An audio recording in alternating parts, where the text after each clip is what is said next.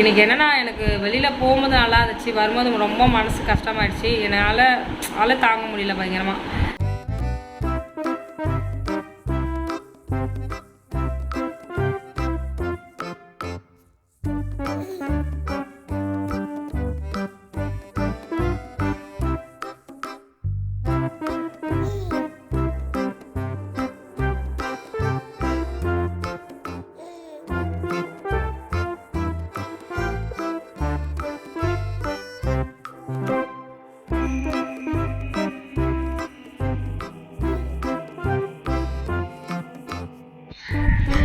அனைவருக்கும் என் அன்பான வணக்கங்கள். நியூ கிரியேஷன் 21.5 சேனல் அவங்க மறுபடியும் நான் மீட் பண்ணதை ரொம்ப மகிழ்ச்சியதான். இன்றைக்கி உங்களுக்கு நான் ஊரை தான் சுற்றி காட்ட போகிறேன்.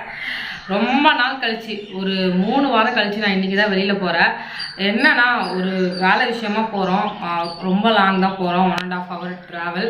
நான் என்ன பண்ணுறேன்னா, லாக்டவுனில் சென்னை எப்படி இருக்குன்னு பார்க்குறேன். மணி 10 ஆகிடுச்சு. 10 மணிக்கு மேலே இங்கே வெளியில் போகக்கூடாது. நம்ம போலீஸ்கிட்ட பர்மிஷன். எனக்கு ஒரு டவுட்டு, அது மட்டும் கொஞ்சம் தீர்த்து வச்சுட்டு அப்படியே கண்டினியூ பண்ணுங்க. இந்த டைமில் எல்லாரும் வெளியே போகக்கூடாதுன்னு நீங்கள் சொன்னீங்க. நீங்களே வெளியே போகணும்னு அர்த்தம். நான் ரொம்ப அர்ஜென்ட், வேறு வழியே இல்லாமல் நான் சொல்ல முடியல உங்ககிட்ட சொல்ல முடியல. அதை நீங்கள் புரிஞ்சுக்கோங்க. நானே வெளியில் வரமாட்டேன்னு ரொம்ப பயந்து தான் இருக்கிறேன். நிஜமாக ரொம்ப பயந்து தான் இருக்கிறேன். ஏன்னா நம்மளுக்கெல்லாம் ஹெச்பி லெவல் ரொம்ப 6 தானே, அதனால நமக்கு பயம் இருக்கும். சொல்ல முடியாத சுச்சுவேஷன், அதனால மட்டும்தான் வெளியில் போகிறோம். 1.5 hour ட்ராவல் பண்ணி போகணும். போலீஸ் எல்லாம் என்ன பிடிச்சி கேட்க போகிறாங்கன்னு தெரில. அவங்ககிட்ட சொல்லணும். ரொம்ப கஷ்டமான சூழ்நிலைக்காக தான் நாங்கள் போகிறோம், சும்மா ஊர் சுற்றுறதுக்கு போகல. அது ஃபஸ்ட்டு ரீசன். 3 வாரம் கழித்து வெளியில் எப்படி இருக்குன்னு தெரில, சென்னை எப்படி இருக்குன்னு தெரில. பார்க்கலாம். உங்களுக்கு எல்லா இடத்துலையும் நான் அப்படியே என்னால் முடிஞ்ச அளவுக்கு நான் கவர் பண்ணுறேன். ஒரு 10-15 நிமிஷம் இந்த வீடியோ வரும்னு நினைக்கிறேன். கிளம்புவோம். நம்ம சென்னை எப்படி இருக்குன்னு பார்த்துட்டு, இந்த வீடியோ வெளிநாட்டிலேருந்து பார்க்குற எல்லாருக்குமே கொஞ்சம் யூஸ்ஃபுல்லாக இருக்குன்னு நினைக்கிறேன். தமிழ்நாடோடைய நிலைமையும் சென்னை நிலைமையும் எப்படி இருக்குன்னு உங்களுக்கு கொஞ்சம் அண்டர்ஸ்டாண்ட் பண்ண முடியும். பார்க்கலாம். போலீஸ் அங்கிள்ஸ் எல்லாம் ஏதாவது கேட்குறாங்க, என்ன பண்ண அதுதான் பக்குன்னு பார்க்கலாம்.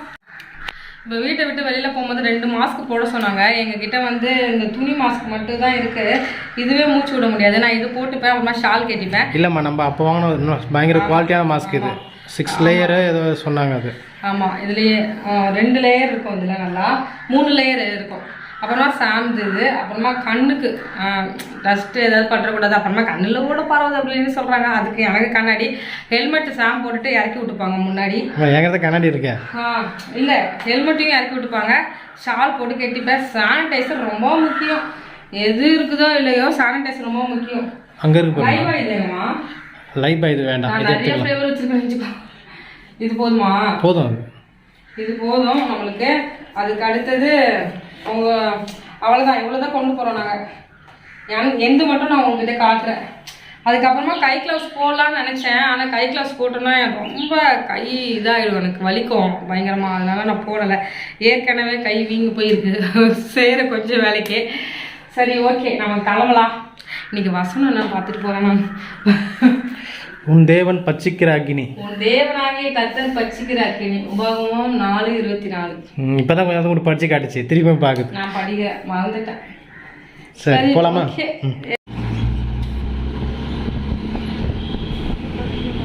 இது மாதாவரம் ரவுண்டானா பைபாஸ் புழல் போகிற ரோடு.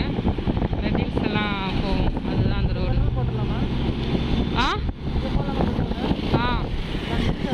ஈச்சர் போடு. பெட்ரோல் வேற போடணும் வண்டியில். லாக்டவுன் சொன்னாங்க, ஆனால் நிறைய ஆட்கள் இருக்காங்க. ஜோசப் வேலை செய்கிற கம்பெனியெல்லாம் இப்போ தான் தாண்டி போகிறோம். ஜோசப் இங்கே தான் வரணும் வேலைக்கு.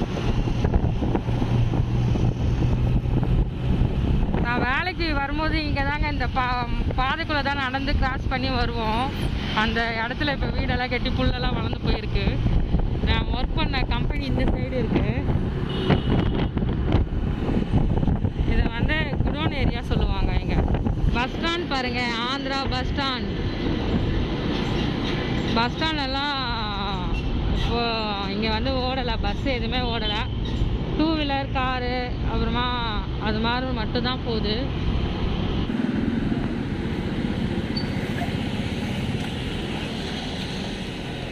₹200 போடுறீங்களாங்க?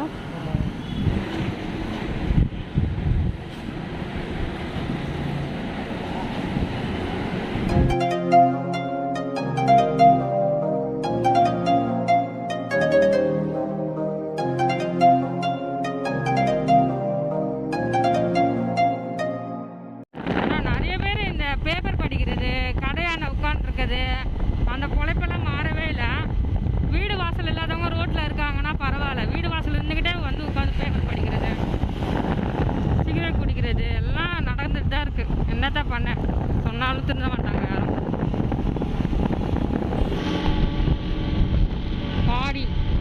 பாடி கிட்ட கிராஸ் ஆகிறோம். ஆப்போசிட்டில் இருக்குது பார்த்தீங்களா, அந்த பில்டிங் எல்லாமே தான் டிவிஎஸ். இன்னும் சரவணா ஸ்டோர் காரு இன்னும் நிதி கொடுக்காம இருக்காரு. அவர் எப்போ கொடுப்பாருன்னு நான் எதிர்பார்த்துட்டு இருக்கேன்.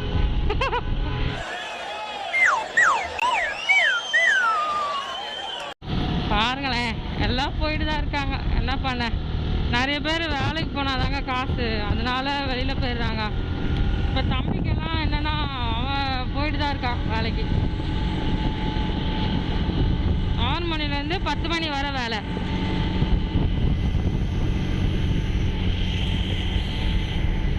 அவ்வளோதான். அண்ணா நகர் வர போகிறோம். வந்துட்டோமாங்க அண்ணா நகர்? அவ்வளோதான், வந்துட்டோம். இப்போ எங்கே பார்த்தாலுமே ஃப்ளாட்டுங்க அதிகமாக வந்துச்சுங்க. ஏன்னா நிறைய மக்கள் தொகை அதிகரிக்கிறதுனால ஃப்ளாட் வந்துகிட்டே இருக்கு.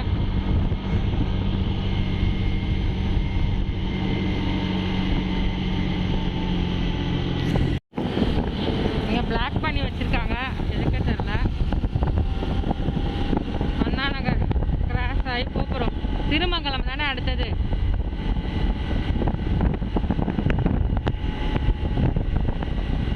அண்ணா நகரெல்லாம் செம்ம டிராஃபிக்காக இருக்குங்க. சரி, பிளாக் பண்ணியிருக்காங்க.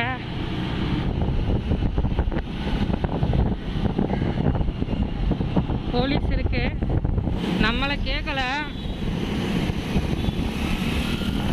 நம்மளை எதுக்கு பிடிக்கலன்னா மெயின் லேடிஸ் இருந்தால் விட்டுருவாங்க. நம்ம வாய்ப்பு இல்லை ராஜா, வாய்ப்பு கிடையாது. டென்ஷன் என்ன பண்ண போறோன்னே தெரியல. விஜயகாந்த் ஆஃபீஸ்.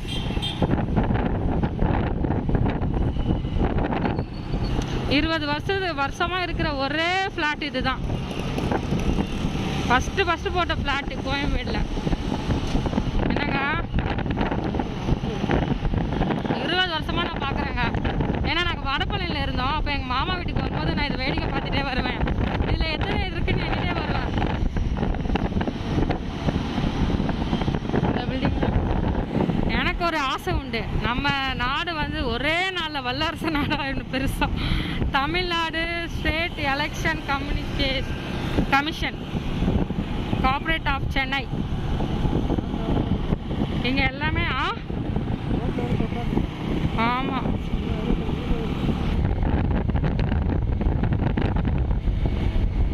மெட்ரோ தானே மேலே வந்து மெட்ரோ ட்ரெயின் போகிற இது இருக்கு. சரி, இந்த ஹோட்டல் கூட நான் என்னோட சின்ன வயசுலேருந்து நான் பார்த்துட்டு இருக்கேன். எப்படி இருக்கு பாருங்க. ஆமாம்,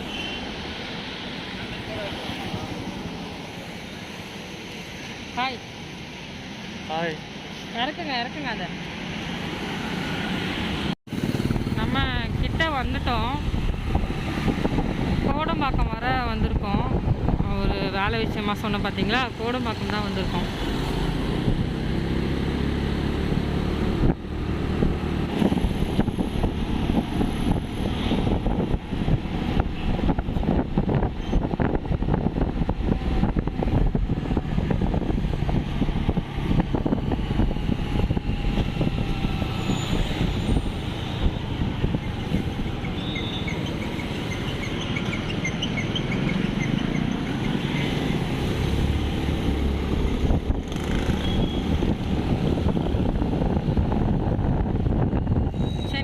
வண்டி, மினி குப்பை வண்டி.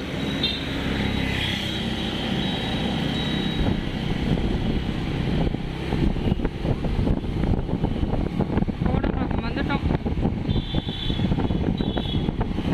கோடம்பாக்கனால சினிஃபில் தான். Rajaram film directors colony welfare association. பார்த்தீங்களா?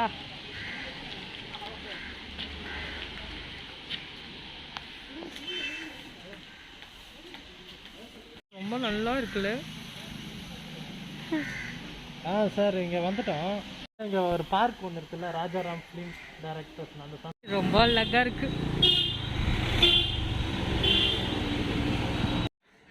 வாழை மரத்தை க்ரோ பேக்கில் வச்சுருக்காங்க. குரு தான் கேட்டுகிட்டே இருந்தான் வைக்க முடியுமான்னு கேட்டான். வைக்கலாம், நல்லா இருக்குன்னு ஐக்கிய யூடியூப்பில் சேஞ்ச் பண்ண இடம் இங்கே தாங்க இருக்குது. வெஸ்டர்ன் டெக்னிக்கல் டாப் 10 தமிழ் தானேங்க. அண்ணா எல்லாமே இங்கே தாங்க. சப்ஸ்கிரைபர் 1200 என்னமோ சப்ஸ்கிரைபர். அங்கே வந்து நிறைய கற்றுக்கிட்டோம் யூடியூப்பில்.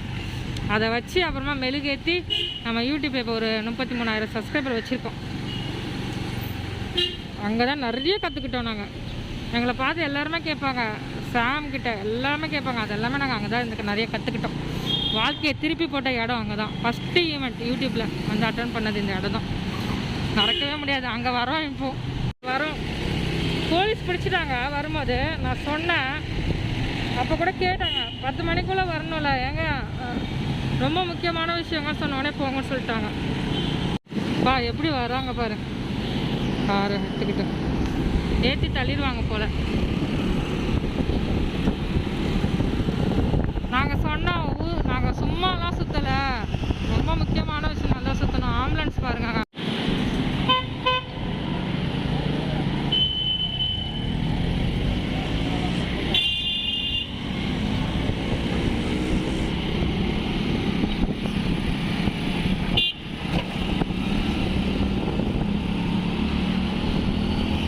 போகும்போது தான் ரொம்ப ரிஸ்க்காக இருக்குது. எத்தனை பேர் பிடிப்பாங்கன்னு தெரியல, பார்ப்போம்.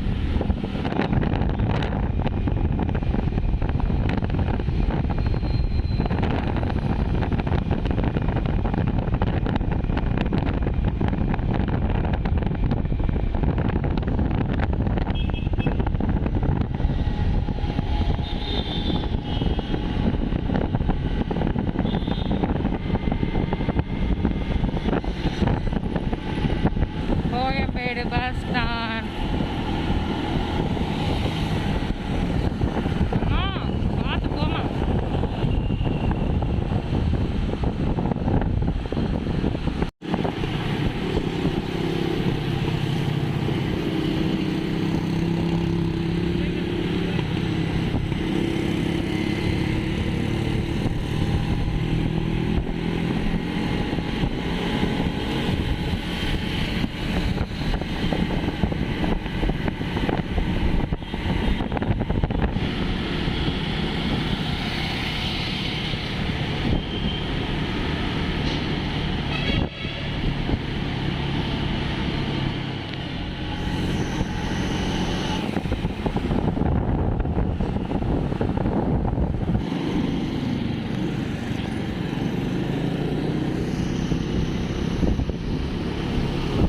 அவ்வளோதாங்க, போயிட்டு வந்தாச்சு. சாம் வந்து தண்ணி எடுக்க போயிருக்காங்க. வெளியில் போயிட்டு வந்த சுச்சுவேஷன் எப்படி இருந்துச்சு கேட்டுச்சிங்கன்னா, போகும்போது டைம் வந்து 10 ஆகலையே இடமோ தெரில.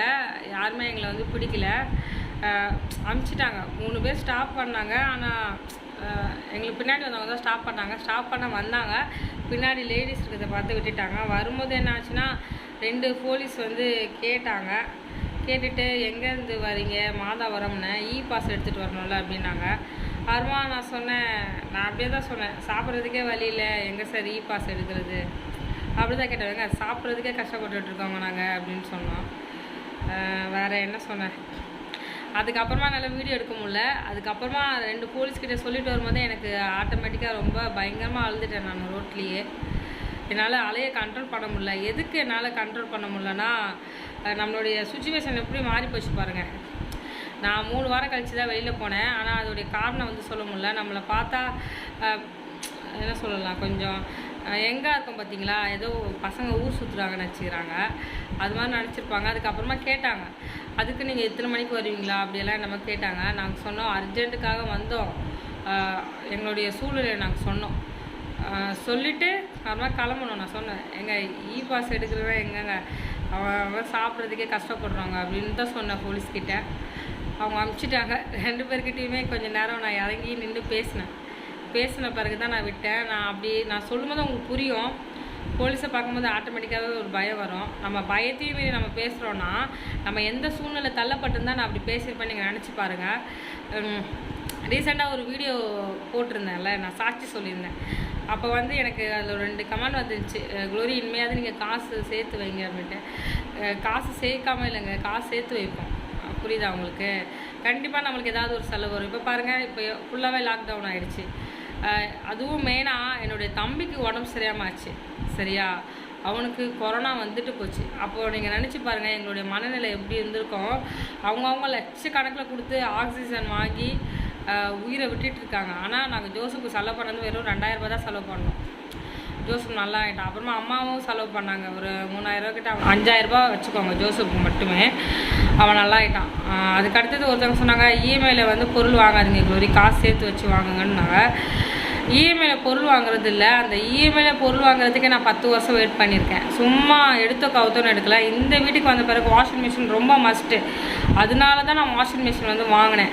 புரியுதா உங்களுக்கு? ஃபேன் வேணும் கண்டிப்பாக. வெயில் டைம் ஃபேன் இல்லாமல் இருக்க முடியாது. அதாவது நாங்கள் ஊதாரியாக என்ன சொல்ல, பீச்சுக்கு போகிறது, சினிமாவுக்கு போகிறது, அது மாதிரிலாம் சுற்றி நாங்கள் காசு வேஸ்ட்டாகவே ஆக்க மாட்டோம். எங்களை பொறுத்த அளவு எங்ககிட்ட ஒரு 1000 ரூபா வருதுன்னா அது 100 ரூபா, அதில் இருக்கிற ஒரு 200 ரூபாவாவது அடுத்தவங்களுக்கு கொடுத்துட்டு நாங்கள் ஜாலியாக இருப்போம். அதுதான் நானும் என்னுடைய கணவரும். இதை வந்து நான் பெருமையாக சொல்லிப்பேன். சேர்த்து வச்சுட்டு இப்போ பாருங்கள் எவ்வளோ பேர் சேர்த்து வச்சாங்க. ஆனால் இந்த நாள் காணாமல் தான் போயிட்டாங்க. கொரோனாவில் நிறைய பேர், எனக்கு தெரிஞ்ச பணக்காரங்க நிறைய பேர் வந்துட்டாங்க. நான் வந்து பணக்காரங்க கொரோனாவால் இறங்குறாங்க அப்படியெல்லாம் சொல்லலை. எல்லாருடைய லைஃப்பும் வேறு. இப்போ பணக்காரங்க ரிச் பீப்புளாக இருக்காங்கன்னா அவங்களுடைய லைஃப் ஸ்டைல் வேறு, அதுக்கு அடுத்தது இருக்கவங்க வேறு ஸ்டைல், அதுக்கு அடுத்தது இருக்கவங்க வேறு ஸ்டைல். என்னுடைய வாழ்க்கை வந்து யாராலையும் ஆள முடியாது. மிடில் கிளாஸோடைய லைஃப் வந்து எப்படின்னா ஒரு நாள் ஒரு டாஸ்க் தான். நான் இந்த சேனல் தொடங்கும் போது எல்லாருமே சொன்னாங்க எதுக்கு இந்த சேனலை தொடங்கிட்டு, நம்மக்கிட்ட நான் காசு பணம் வசதியாக இருக்குது, நம்மளுக்கு தேவையில்லாமல் இந்த சேனலை தொடங்கிட்டு எதுக்கு வேலை வெட்டி இல்லாமல் இதை பண்ணுறான்னு எக்கச்சக்க பேர் என் காது படையும் பேசுனாங்க, எனக்கு பின்னாடியும் பேசுனாங்க. ஆனால் நான் அதெல்லாம் இன்னொரு பண்ணவே இல்லை. எனக்கு நான் ஒர்க் பண்ணிக்கிட்டே என்னுடைய காசெல்லாம் முழுசாக நான் யூடியூப்பில் போட்டிருக்கேன். 1.5 வருஷம் ஒரு பைசா இல்லாமல் வெளியில் போய் ஷாப்பிங் வீடியோ இருந்தாலும் சரி, ஊரை சுற்றி கட்டுறதுனாலும் சரி, பொருள் வாங்குறதுனாலும் சரி, எல்லாமே என்னுடைய காசு. நான் யூடியூப்பில் வராத முன்னாடியே நான் பொருளெல்லாம் வாங்கியிருப்பேன் பார்த்தீங்களா. அதுவே நான் கிட்டத்தட்ட 1.5 லட்சம் செலவு பண்ணியிருக்கேன். ஏதாவது ஒரு பிஸ்னஸ் தொடங்கினா நம்ம கண்டிப்பாக இன்வெஸ்ட்மெண்ட் பண்ணணும். அது மாதிரி தான் எங்களுடைய லைஃப் வந்து யூடியூப்பில் ஆரம்பிச்சிச்சு. யூடியூப்லாம் சொல்லுவாங்க ஒரு லைக்குக்கே 400 ரூபாலாம் இன்னும் சொல்லிட்டு தான் இருக்காங்க. அது ஒரு முட்டாள்தனமான ஒரு இது. லைக்குக்கும் சப்ஸ்கிரைபருக்கும் காசு வரும்ன்ட்டு இன்னும் கூட என்கிட்ட கேட்குறாங்க. அதுக்கெல்லாம் வரவே வராதுங்க, வியூஸ் பார்த்தா தான் வரும். அதுவே நீங்கள் வந்து how to earn in YouTube சேலரின்னு போட்டாலே அதுவே யூடியூப்பில் வந்துடும். ஓகேவா? இன்றைக்கி என்னென்னா எனக்கு வெளியில் போகும்போது நல்லா இருந்துச்சு, வரும்போது ரொம்ப மனசு கஷ்டமாயிடுச்சு. என்னால் தாங்க முடியல பயங்கரமாக. நம்மளுடைய சுச்சுவேஷன் எப்படி இருக்கு. ஏன்னா என்னுடைய லைஃபு, என்னுடைய மிடில் கிளாஸ் லைஃபு வந்து நீங்கள் வாழ்ந்தால் தான், எங்கள் கூட இருந்தால் தான் உங்களுக்கு அதோடைய தெரியும். நீங்கள் இருந்துட்டு இஎம்ஐயில் பொருள் வாங்காதீங்க, அது வாங்காதீங்க சொல்கிறது ஈஸியாக இருக்கும். ஆனால் அந்த இஎம்ஐ பொருள் வாங்குறதுக்கே நான் 10 வருஷமாக யோசித்து நம்மளால் மாதம் கெட்ட முடியுமான்னு யோசித்து தான் நான் அந்த பொருளை எடுத்தேன். என்ன சொல்ல, எங்களுடைய ஃபேமிலி லட்சாதிபதி ஃபேமிலி கிடையாது. எங்கள் அப்பா சாதாரணமாக செக்யூரிட்டி வேலை பார்க்குறவர். தம்பி வந்து சும்மா வேலைக்கு ஏதோ ஒரு கையில் கிடைக்கிற வேலையை வச்சுட்டு அவன் வீட்டு வாடகை கொடுத்துட்ருக்கான். ஒன்று ஃபஸ்ட்டு புரிஞ்சுக்கோங்க, சொந்த வீட்டில் இருக்கிற வாழ்க்கை வேறு, வாடகை வீட்டில் இருக்கிற வாழ்க்கை வேறு. வாடகை வீட்டில் இருக்கும்போது கண்டிப்பாக நம்ம ஒரு அமௌண்ட் கொடுக்கணும். லீஸுக்கு போகவே முடியாது. லீஸுக்கு போகணுன்னா கிட்டத்தட்ட இந்த ஏரியாலலாம் 5 லட்சம் 8 லட்சம் கேட்பாங்க லீஸுக்கு. நிறைய பிரச்சனைகள் இருக்குது. இப்போ நம்ம வந்து காசு சேர்த்து வச்சுக்கிட்டு இருந்து, இப்போ நான் ஒரு 50,000 ஒரு 1 லட்சம் பேங்க்கில் அக்கௌண்ட்டில் சேர்த்து வச்சுட்டு அதை உட்காந்து நான் ஊதாரியாக செலவு பண்ணால் நீங்கள் கேட்குறது நியாயம்? புரியுதா உங்களுக்கு? சேர்த்து வைங்கன்னு சொல்கிறது நியாயம். இன்றைக்கி ஹாஸ்பிட்டல் செலவு நம்மளுக்கு உயிர் போகிற நிலமையில் இருக்கும்போது நம்ம ஹாஸ்பிட்டல் செலவு தான் காசு எடுத்து செலவு பண்ணுவோம். ஐயோ நான் சேர்த்து வச்சுட்டு இருக்கேன், எனக்கு பேங்க்கில் இருக்குது, நான் அதை தான் பார்க்கணும், ஐயோ சோறு வேண்டாம், காசு சேர்த்து வைக்கிறது தான் முக்கியம்னு பேங்க்கில் காசு சேர்த்து வச்சோன்னு வச்சுக்கோங்களேன். என்ன மாதிரி முட்டாள் யாருமே கிடையாது. இருக்கிற இந்த நொடி நம்மளால் என்ன முடியும், நம்மளால் என்ன வாழ முடியும் லைஃப்பில், அதை தான் நான் வாழுவேன். இது எல்லாம் நான் எதுக்கு சொல்கிறேன்னா, இந்த போலீஸ் பிடிச்சாங்க பார்த்தீங்களா, நான் அப்போ வந்து சொன்னேன் இ பாஸ் எடுக்கணும். இ பாஸ் எடுக்கணும்னு எங்களுக்கு தெரியாதுங்க. இ பாஸ்க்கே 200 ரூபா 300 ரூபா ஆகுதுன்னாங்க. அதுக்கு எங்களால் கிட்டே காசு இல்லை, அப்படி தான் நான் சொல்லிட்டு வந்தேன். அதெல்லாம் நினச்சி பார்க்குறேன் நான் எப்படி இருக்குல்ல. அப்போ நம்மளோட அடிமட்டத்தில் இருக்கவங்களாம் எவ்வளோ கஷ்டப்படுவாங்க. அதான் நான் சொல்கிறேன், என்னோடய சேனலே மிடில் கிளாஸ் லைஃப் ஸ்டைல் தான். நான் இந்த நிலைமையிலையும் இவங்க சேனலில் வீடியோ எடுத்து போடுறாங்க, இப்படியும் வீடியோ எடுத்து போடலாமா அப்படின்னு ஒரு கண்டென்ட் கொண்டு வந்தது தான் என்னோடய நியூ கிரியேஷன் சேனல். என்னோடய சேனலை பார்த்தவங்க நிறைய பேர் சொல்லியிருக்காங்க, நாங்கள் ஃபஸ்ட்டு இருந்தது ரொம்ப 2 குட்டி ரூமு, கிச்சனே கிடையாது, அதில் நான் கபடெல்லாம் வச்சு கிச்சனை அடுக்கும்போது சொன்னாங்க. என்னோடய சேனல் பார்க்குறவங்க இப்படி வீடியோ போடலாமா, இப்படியும் என்ன சொல்லலாம், ஒரு மிடில் கிளாஸ் இருக்கவங்க வீடியோ போடலாமா எல்லாம் கேட்டாங்க. இப்போ அவங்க அப்படியே சொன்னாங்க, நான் பணக்காரங்க யூடியூப் சேனல் தொடங்கி தான் நான் பார்த்துருக்கேன், ஓரளவுக்கு பண வசதி இருக்கவங்க தான் யூடியூப் சேனல் பார்த்துருக்கேன் க்ளோரி. ஒரு மிடில் கிளாஸ் கஷ்டப்படுற ஃபேமிலியில் இப்படியெல்லாம் பண்ணலாம், இப்படியெல்லாம் சமைக்கலாம், இப்படியெல்லாம் ஜாலியாக இருக்கலான்ட்டு அது உன்னோட சேனலை பார்த்து தான் நான் தெரிஞ்சுக்கிட்டேன்னு என்கிட்ட எக்கச்சக்க பேர் சொல்லியிருக்காங்க. அது மாதிரி தான் இப்போது நான் நடந்தது வந்து ஓப்பனாக சொன்னேன். நீங்கள் வெளியில் போனால் பாஸ் எடுக்கணுமா, எங்கே போனாலுமே நம்ம பகுதியிலேருந்து 1 hour ட்ராவல் போகும்போது கண்டிப்பாக பாஸ் கேட்குறாங்க. பாஸ் எப்படி எடுக்க முடியும் சொல்லுங்கள்? அர்ஜென்ட்டாக நாங்கள் கிளம்பி போனோம், அதனால் பாஸ் எல்லாம் எடுக்க முடியாது. அதை பற்றி எங்களுக்கு தெரியவும் தெரியாது ஃபஸ்ட்டு. அப்படி தான் ஆகிப்போச்சு. இருக்கிற நிலைமையில் நாங்கள் இல்லாமல் இப்போ அதை விட பெட்டரான நிலைமையில் இருக்கேன். ஆனால் நான் போய் சேர வேண்டிய இடத்துக்கு இன்னும் போய் சேரல. ஆனால் முந்தி இருந்த நிலைமையோட இப்போ நல்ல நிலைமையில் இருக்கேன். அதை தான் நான் சொல்லுவேன். எல்லாருக்குமே சேஞ்ச் வரும். நிறைய பேர் கமெண்ட் பண்ணிங்க எவ்வளோ கஷ்டப்படுறீங்கன்ட்டு, அதெல்லாம் பார்க்கும்போது ரொம்ப கஷ்டமாக இருக்குது.